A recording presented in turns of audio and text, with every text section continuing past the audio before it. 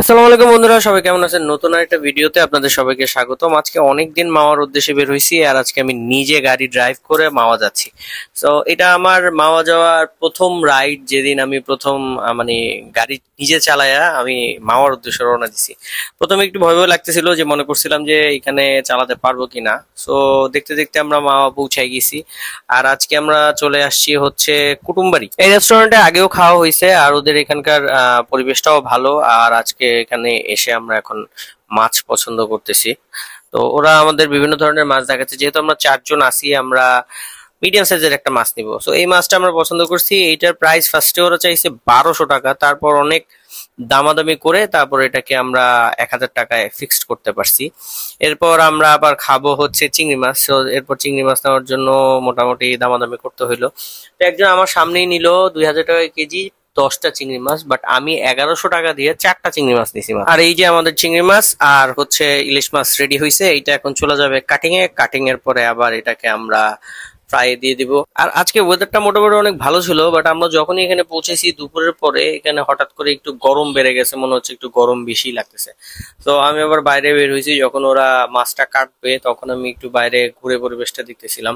তো এখানে আমার অনেকবার আসা হয়েছে। আজকে নিয়ে এই কুটুমবাড়ি রেস্টুরেন্টে মনে হয় আজকে নিয়ে আমি 4 দিন খাচ্ছি। আর মামা আসলে এই মাছ কাটাকাটির ভিডিও দেখতে দেখতে তো আপনারা সবাই ইউজড হয়ে গেছেন, তাই আর মাছ কাটাকাটির ভিডিওতে নিয়ে আসি নাই। এই ভিডিওটা হলো আপনার মাছটা কাটা শেষ হয়েছে, এরপর এখন মাছটা ফ্রাই করার পালা। তো আমাদের মাছ ফ্রাইয়ের সাথে চিংড়ি ফ্রাই আর মাছ ফ্রাইয়ের সাথে আমরা নিয়ে নিছি বেগুন ফ্রাই। টোটাল আমরা 4 জন মানুষ, 4টা বেগুন ফ্রাই নিছি। আর এখানে সবচেয়ে বেশি একটা মজার ব্যাপার হচ্ছে ওরা যে ইলিশ মাছের লেজটা যে ভর্তা করে দেয়, সেটা আমার খুবই পছন্দ। আমি আগে সেটাকেই সুন্দর করে মাছ ভাজা হয়ে যাওয়ার পর যেন কাটা না থাকে সেইভাবেই যেন আমাকে বাইসা দেয়, সেই কারণে আমি ওদের সামনে দাঁড়াইয়া পরে আমি মাছটা বাছাইয়া তারপর হচ্ছে আপনাদের যে আপনার ভর্তাটা আছে সেই ভর্তাটা আমি করাই নিছি। মাওয়াতে অন্যান্য যে সকল হোটেলগুলো আছে এর চেয়ে কুটুমবাড়ি রেস্টুরেন্টটা মোটামুটি অনেক ভালো পরিষ্কার এবং নিট অ্যান্ড ক্লিন, তাই আমি সবসময় এখানেই প্রেফার করি। আর দেখতে দেখতে আমাদের ইলিশ মাছ, চিংড়ি মাছ, বেগুন ভাজা আর অন্যান্য যত সকল ভর্তা আছে সবকিছু রেডি হয়ে ভাত আসা প্রিপেয়ার হয়ে গেছে। এখন খাওয়া নিয়ে ব্যস্ত, এখন আমরা এগুলো সব বসে বসে খাবো সবাই মিলে। কেমন ভাইয়া? মজা মজা, অনেক মজা, সেই মজা। এত সার্ভ করতে কি মজা? না, সার্ভ করতে মজা নেই। কোনটা দিবা? বাদাম ভর্তা। আর আমাদের খাওয়া দাওয়া শেষ হওয়ার পর ওরা খুব রেফার করতেছিল যে ওদের এখানে যে দই আছে এই দইটা আপনারা খান, এই দইটা খুব ভালো হবে। লালমরিচ দই, মানে নামটাই একটু ইউনিক, বাট আমরা দইটা যখন খাইছি দইটা এত মজা। আর দইটা খাওয়ার পরে আমি ওদের কাছে জিজ্ঞেস করছিলাম আপনাদের বড় সাইজের কোনো দই আছে কিনা। আলটিমেটলি ওরা বললো যে না, আমাদের কাছে বড় সাইজের দই নেই, এই দইটার দাম 80 টাকা। কিন্তু দইটার স্বাদ খুবই মজা ছিল।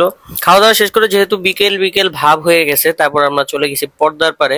যদিও আপনি যদি গাড়ি নিয়ে আসেন তাহলে আপনার ওই ভেতরের দিকে যেতে হলে আপনাকে 50 টাকা পার্কিং চার্জ দিয়ে তারপর যেতে হবে, আর বাইক থাকলে 10 টাকা দিয়ে যেতে হবে। এই ব্যাপারটা নিয়ে প্রায় দেখি বাইকারদের সাথে, মানে এখানে যারা আছে টাকা তুলে তাদের সাথে লেগে যায়। তো যাই হোক, আমরা ভেতরে চলে আসলাম। ভিতরে এসে পদ্মার পাড়ে কিছু সময় স্পেন্ড করলাম। এখানকার ওয়েদারটা খুবই সুন্দর ছিল, মানে পানিও ছিল অনেক। বাট এখানে যে ছোট ছোট বোট ছিল, বোটে ঘোরার ইচ্ছা ছিল ওদের, বাট আমি এই স্রোতের মধ্যে আমি ঘুরতে ইন্টারেস্টেড না, তাই আর আমরা বোটে ঘোরা হয়নি। সো আলটিমেটলি আজকের ভিডিও এই পর্যন্ত। ভিডিও ভালো লাগলে অবশ্যই লাইক করবেন, চ্যানেলটি সাবস্ক্রাইব করে না থাকলে অবশ্যই চ্যানেলটি সাবস্ক্রাইব করবেন। সবাইকে ধন্যবাদ। আসসালামু আলাইকুম।